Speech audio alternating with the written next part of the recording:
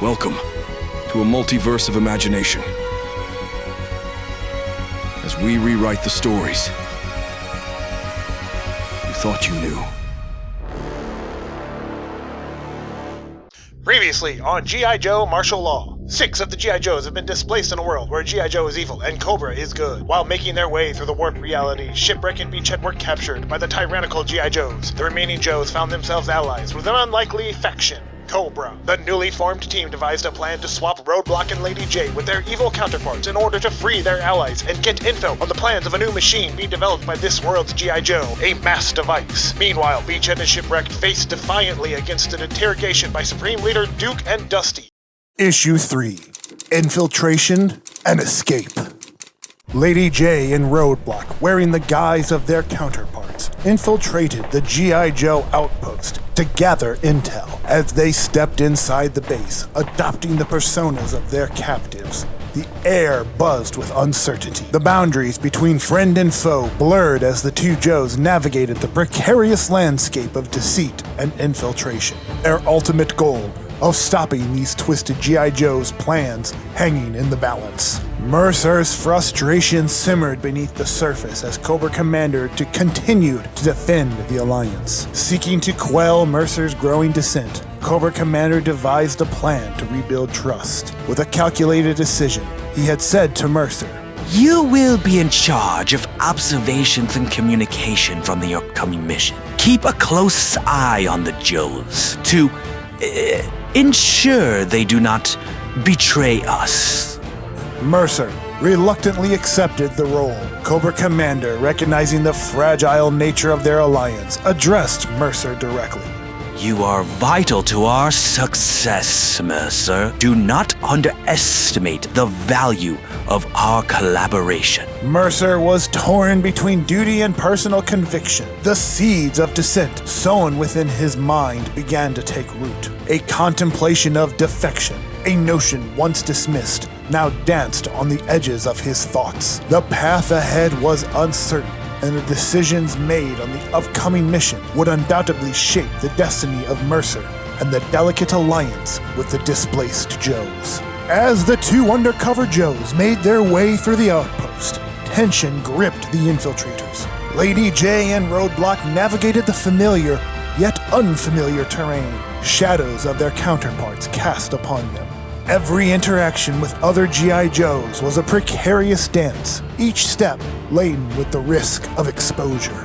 A G.I. Joe infantryman approached Lady Jaye and Roadblock. "You two with me. The Supreme Leader wants a quick briefing," he ordered, leading them down a corridor and into an empty room. The door closed behind them. Suddenly, in the dimly lit room, the infantryman changed in front of their eyes, and looking back was Zartan. Though not the Zartan they were used to seeing. Similar to how Cobra officers looked different, Zartan's uniform was adorned in greens and golds. Zartan stated with a subtle grin, "Didn't think I'd miss out on this party, did you?" Lady Jaye and Roadblock exchanged glances, trying to come to terms with working with another Cobra. But they ultimately knew the success of their mission hinged on working with unlikely allies. Meanwhile, inside the confines of the G.I. Joe's prison area, Beachhead and Shipwreck, their determination unwavering, plotted their escape. The air was hanging heavy there with anticipation as they huddled together, their minds racing with thoughts of freedom.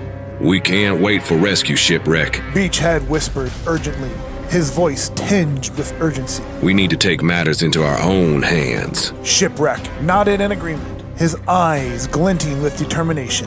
"Aye, matey. Let's show these scallywags what we're made of."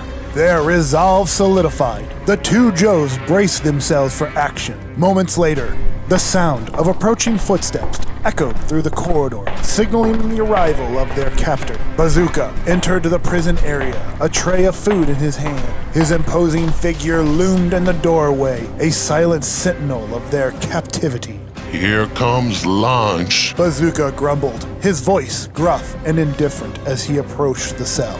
As Bazooka opened the door, Beachhead and Shipwreck tensed, their muscles coiled like springs. ready to unleash their pent-up energy. With a practiced motion, Bazooka unlocked the cell door, his guard momentarily lowered as he entered to deliver the meal. Seizing the opportunity, Beachhead and Shipwreck sprang into action in a swift and coordinated manner. They pounced on Bazooka, overpowering him with a flurry of blows. Zartan led the two Joes to a high-security chamber within the G.I. Joe outpost. There, Lady Jaye began hacking into the databases for intel. Her nimble fingers navigated encrypted files, swiftly revealing the location of their captured allies. Block! Beachhead and Shipwreck are in the base somewhere. With the intelligence secured, the trio shifted to focus on the mass device, extracting critical information on its capabilities and potential vulnerabilities. With the hum of computers filling the room, Lady Jaye delved into classified files containing troop placements and dossiers on G.I. Joes. The stolen data unveiled a complex web of plans and adversaries. Zartan turned to his new allies and said, Let's get a move on before anyone catches us. As the undercover Joes navigated the labyrinthine halls of the outpost, their paths unexpectedly intersected with an all too familiar face, Dr. Mindbender, the very same one from Lady Jaye and Roadblock's reality, stood before them. The tension in the air thickened as the two factions stood face to face, their true identities barely concealed beneath the facade of their counterparts. Dr. Mindbender, his calculating gaze fixed on the disguised infiltrators, sensed the anomaly in the air. Something isn't right here. He mused, narrowing his eyes suspiciously. Dr. Mindbender's keen intellect pierced through the guise of the undercover Joes. His eyes widened with recognition, a spark of realization ignited within. You are not who you appear to be, he declared, triggering an internal alarm system. As the blaring sirens echoed through the G.I. Joe outpost, panic set in. Lady Jaye and Roadblock exchanged urgent glances, their cover blown. Roadblock threw a right cross, connecting squarely with Mindbender's jaw, knocking him off his feet. Immediately after, the two Joes and Zartan made a mad dash for the motor pool. Back at the prison area, Shipwreck turned to Beachhead as the alarms blared through the airwaves. You think that's for us? Let's not stick around to find out. Beachhead replied, his voice filled with adrenaline. With their captor incapacitated, Beachhead and Shipwreck wasted no time. They quickly made a break for freedom, racing through the corridors of the outpost in an attempt to get to the motor pool. Reaching the vehicle bay, Beachhead and Shipwreck laid eyes on their ticket to freedom, a G.I. Joe van, sleek and formidable in its design. Now that is a lovely sight for sore eyes. Beachhead exclaimed, his voice filled with excitement. Mercer, stationed at Cobra headquarters, observed the unfolding situation with Lady Jaye and Roadblock through hacked surveillance feeds. A scowl etched across his face as he witnessed the encounter, convinced that Cobra Commander's decision to collaborate with the Joes was a perilous mistake. Anger seethed within Mercer, his growing resentment towards the Alliance reaching a boiling point. He watched the crisis unfold, a pivotal moment that demanded a decision. Anguish and frustration etched across his face as he grappled with conflicting loyalties. The delicate Alliance was teetering on the brink, and Mercer faced the agonizing choice of either intervening to salvage the situation or allowing events to play out, potentially jeopardizing the mission and further eroding the already strained trust between Cobra and the displaced Joes. Blaring alarms set the G.I. Joe outpost ablaze with chaos. Lady Jaye, Roadblock, and Zartan found themselves surrounded by a sea of G.I. Joes responding to the alarm. In the confined corridors, a skirmish erupted, each side showcasing their combat prowess. Roadblock's heavy machine gun roared, creating a hailstorm of fire, while Zartan and Lady Jaye made their way down the corridor.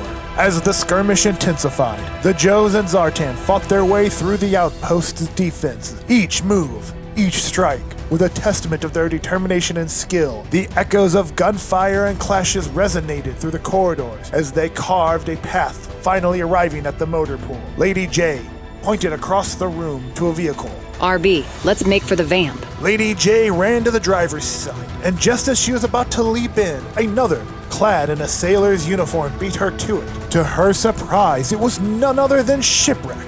Ship? Funny running into you here. Beachhead quickly arrived behind Shipwreck and said, Great to see you. Now get into the blasted Jeep, will ya? The four Joes and Zartan all piled in, and they peeled out of the vehicle bay, leaving a trail of dust and debris in their wake. They knew their escape wouldn't go unnoticed. Stay sharp, Shipwreck. Eyes aligned.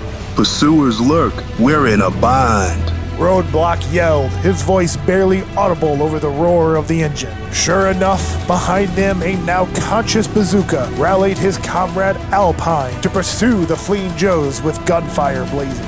Would you no good landlubbers kindly go away? Shipwreck shouted, his voice tinged with urgency as he navigated the winding streets of the outpost. The chase was on a high-speed pursuit, Shipwreck gripping the steering wheel with white-knuckle determination, his eyes fixed on the road ahead as they raced towards freedom. Their pursuers hot on their trail. With each twist and turn, the gap between them narrowed, the sound of gunfire echoing in the air as bullets whizzed past their speeding vehicle. We're almost home free. Shipwreck yelled, his voice filled with determination as he barreled past the headquarters perimeter. As the base faded into the distance behind them, a sense of triumph washed over the group. They had escaped, their spirits unbroken and the determination unwavering. Ahead of them lay the open road, beckoning them towards a new chapter in their fight against the twisted forces.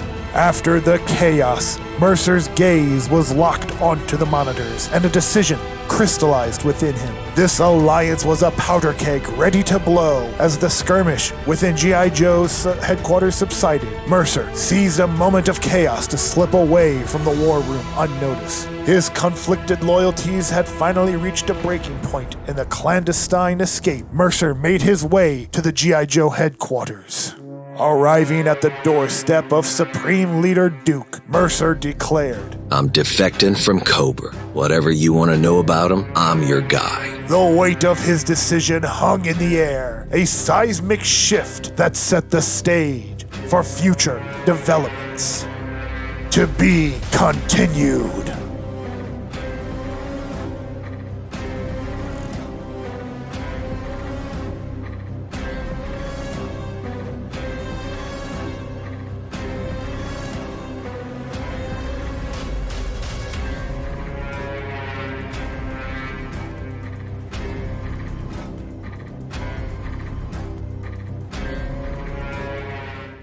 What's up, gang? Dragonus Prime come back at you from my dungeon, and this was issue 3 of G.I. Joe Martial Law. Now, I hope you guys liked it. I had a lot of fun putting this one together. It did take me a little bit longer because this one did have more images in it. And with that said, I think going forward, I hate to say they're gonna probably come out once a month now. Now, I know that's less videos per month, but I'm gonna be putting them out like this, where you're gonna get images constantly through the story. So you're gonna get more art every month as well. Now, when I start Prime Universe back up, because that's coming soon, it's gonna have these images as well to help keep you guys on track with the story. What did you guys think of the new added stuff that I put into this, with the special effects in there, with the bullets and the flash, the muzzle flashes and the siren? I had a lot of fun doing that. I thought it kind of added to the story. But yeah, like I said, this is issue 3, guys. I don't want to ramble too on. I do want to say one thing though. I would like to know if you guys want to see issue 4. I'm in the middle of writing it. It's about 18% done. I've just got to do a couple of cross and T's, dots and I's, add some dialogue and what have you. But do you guys want me to rush out issue 4? Or do you want me to bring Prime Universe back sooner? If you guys want issue 4, drop a like on this video. If you want Prime Universe, drop a comment and let me know what character you want to see. Do you want to see one of the original characters that I've already got out there come back? Or do you want to see a brand new Prime Universe character? Let me know below. Whichever one gets more comments or likes, that's what I'll do. But with that said, I don't want to keep this video too much longer. Thank you for checking me out. Don't forget to hit that subscribe button if you guys haven't subscribed yet. And until next time, I will see you all in the funny pages. Hey everyone, today's video is sponsored by Faraday Toys, your go-to toy store for all things fun and exciting. Whether you're in Indianapolis or browsing online, Faraday Toys has everything you need to ignite your imagination. Don't miss out. Check them out today. Links are below in the description.